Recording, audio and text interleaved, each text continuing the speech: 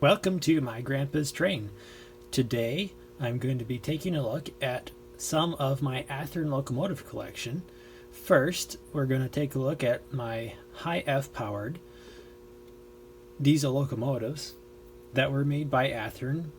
Let's take a look underneath the hoods of a couple of my Santa Fe Hi-F locomotives.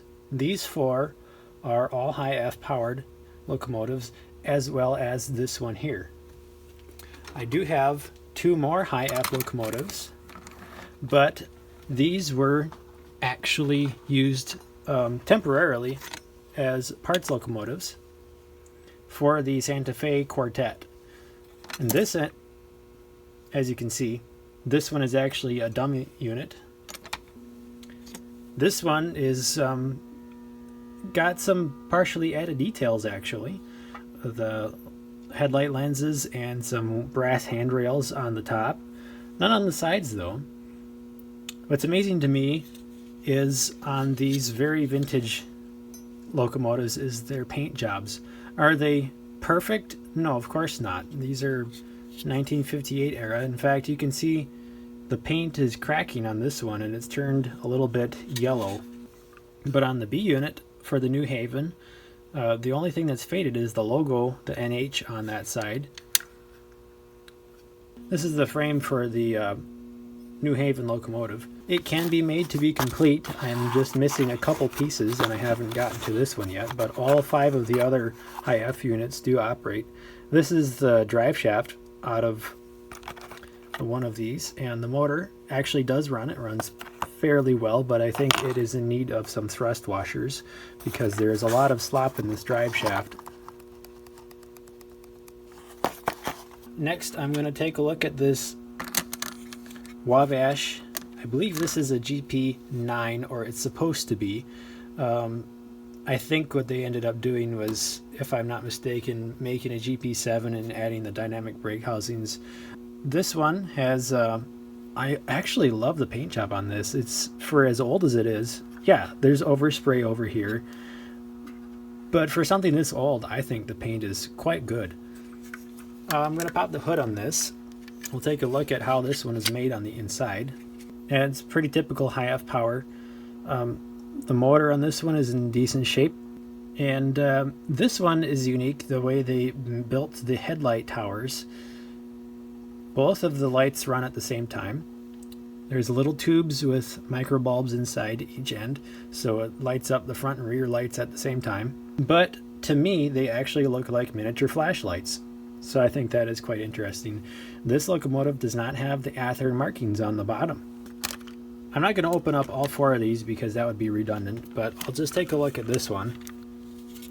Again, this one, like I said, for being over 70 years old, it's really, really not bad. These aren't scratched, they're not ruined, really.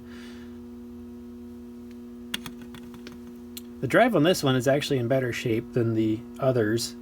This A unit and this B unit are the best of these runners. And here's an interesting mechanism that holds the headlight in place. It's just a piece of thin sheet metal that the bulb sort of attaches to, and I actually replaced the light bulb in this one. Someone also added some small lead weights to this one to give it a bit more traction, which is always a good thing. This motor is actually the best, in the best shape of them all. I don't know if it's slightly newer. It definitely has less wear on it, and this one is the strongest and fastest of all four of these locomotives. So this one can be seen pushing just a little bit ahead. The only thing that this one is missing is the Santa Fe logo on the sides. This unit has been painted on the bottom, so somebody had these in detail. These you can see.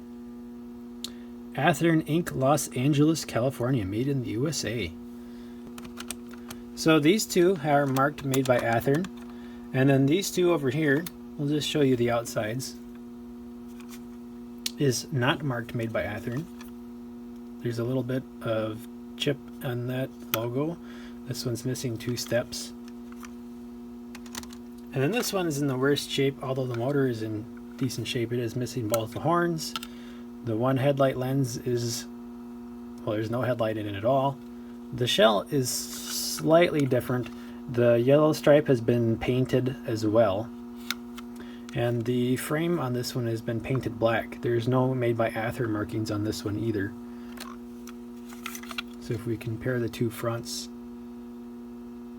actually the one on the left, you can see there's a seam down the front of the nose. I also had to add a pilot coupler to this, which was very difficult to do because the pilot slot was actually a lot smaller. So a couple things have moved around a little bit, and that is because while I was editing this video, I learned a few things about these locomotives, and I also forgot to show you this one.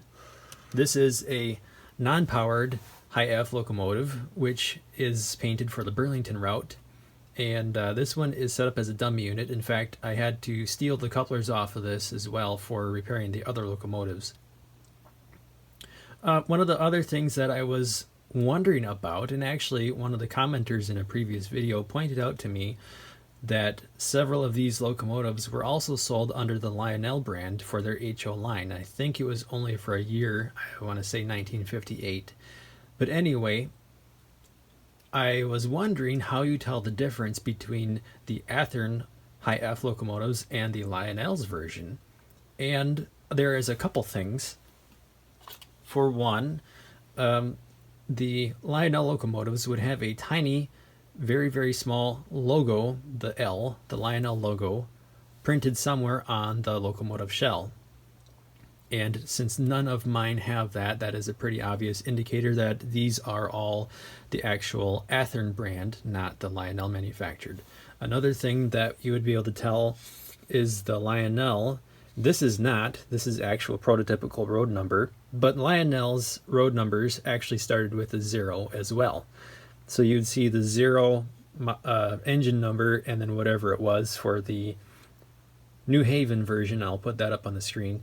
And then they would have a Lionel logo printed as well on the shell. Since none of my locomotives have that particular numbering scheme or the Lionel logo, that means that all of my Hi-F powered Athearn engines and not the Lionel ones.